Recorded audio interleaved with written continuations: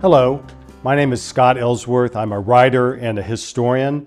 I live in Ann Arbor, Michigan, where I also teach at the University of Michigan. I'm the author of a new book titled Midnight on the Potomac, the Last Year of the Civil War, the Lincoln Assassination, and the Rebirth of America. I've been interested in the Civil War since I was a kid. I attended Robert E. Lee Elementary School in Tulsa, Oklahoma, and over the years as a college student, a graduate student, and beyond, I've always sort of kept up with Civil War literature and some of the important movies and other events, television events about the war. But when I was looking for a subject of a new book, I was thinking about how divided our nation is today. And as a historian, the last time we were this divided was really in the 1850s and the 1860s. So that drew me to the era.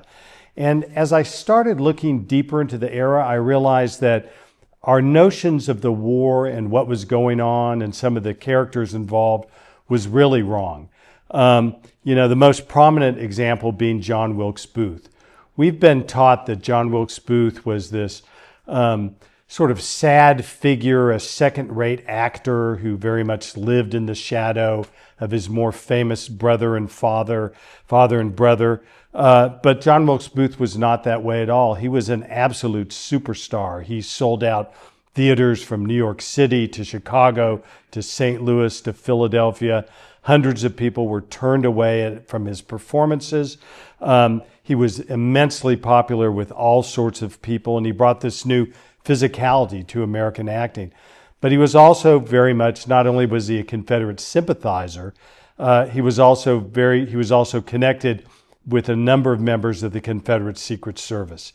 And some of this work had been done prior to me by a group of sort of amateur historians and little-known U.S. government historians who really started to put together these connections that people knew about with Booth. So the fact on the Lincoln assassination is that the notion that we've been given as to it was this lone wolf, this John Wilkes Booth, who sort of got together this ragtag group of would-be assassins and pulled it off, that's really not true.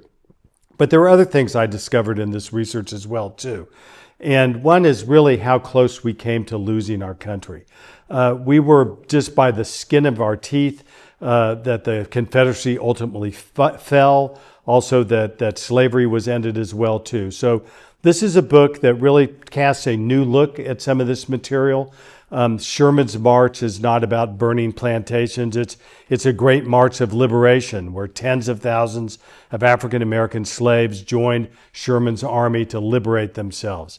So this is a book that I've written very much for a broad audience, and it's one that I hope you enjoy.